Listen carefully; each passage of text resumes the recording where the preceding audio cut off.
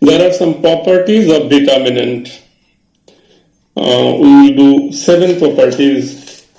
First one, the value of a determinant remains unchanged if its rows and columns are interchanged. So, if you interchange the rows into column, automatically column will be changed into rows. The value of the determinant will remain same.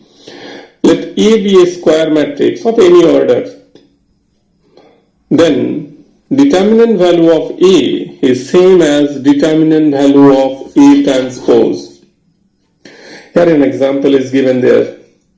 So A11, A12, A13, A21, A22, A23 and A31, A32, A33 is same as if you interchange rows into column. Second property, if two rows or columns of a determinant are interchanged, then the determinant retains its value but its sign is changed.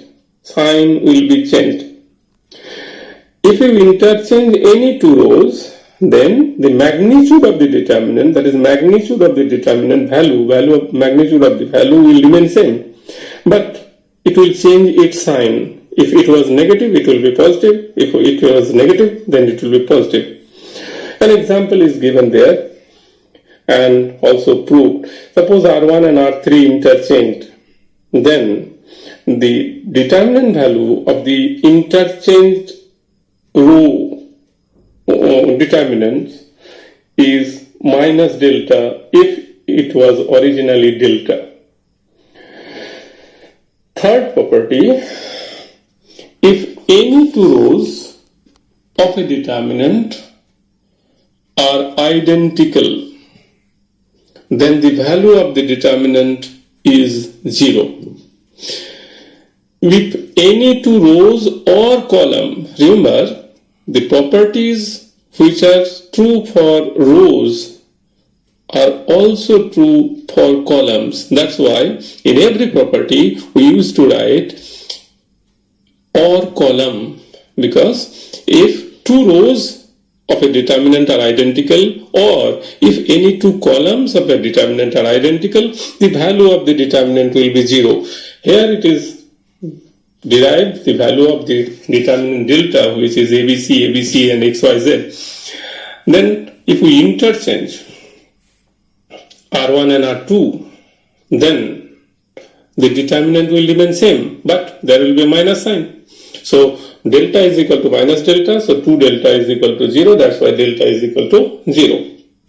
Now the fourth property says that if each element of a particular row or column of a determinant is multiplied by a constant, then the value of the new determinant will be the k times of the original determinant. If only one row or a column, remember it is not like matrix, a particular row or particular column, each of these elements are multiplied by a constant, then the value of the determinant will be multiplied by that constant. So conversely, you can also say if there is a common factor in a particular row or particular column, then that constant can come out of that determinant.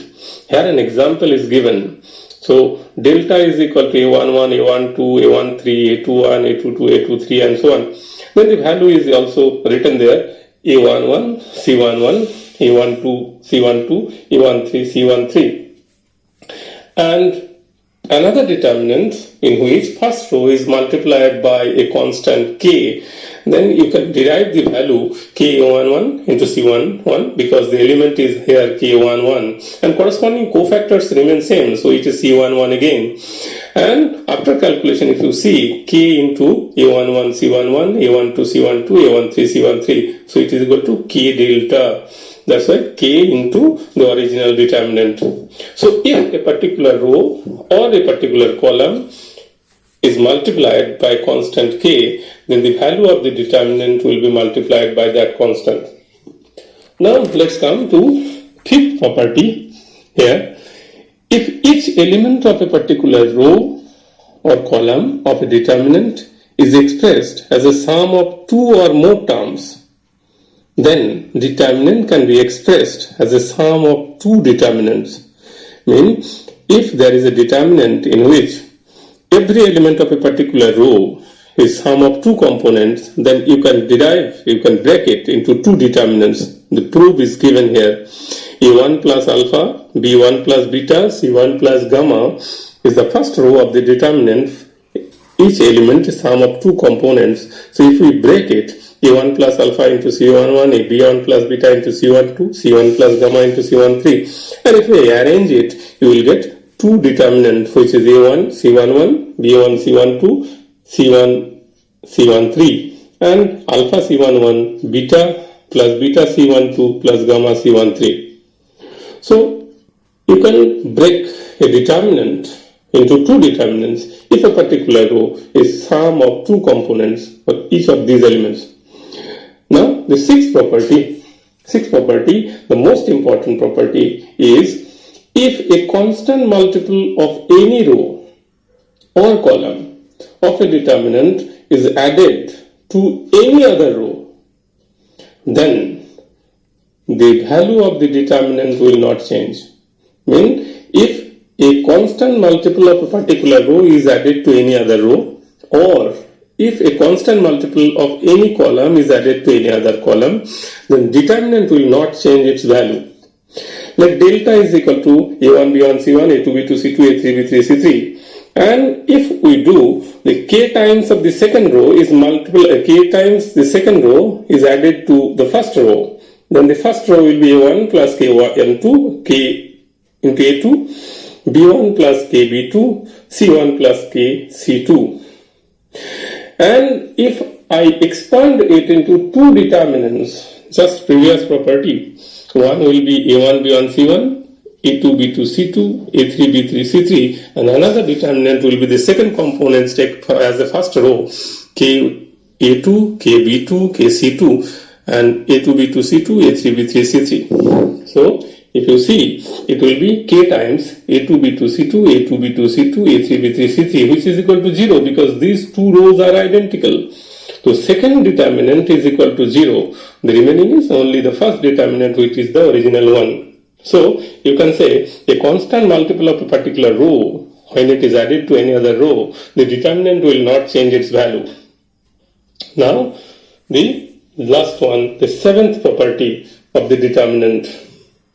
If K is a constant and A is a matrix of order n by n, then determinant value of K times A is equal to K to the power n into determinant value of A.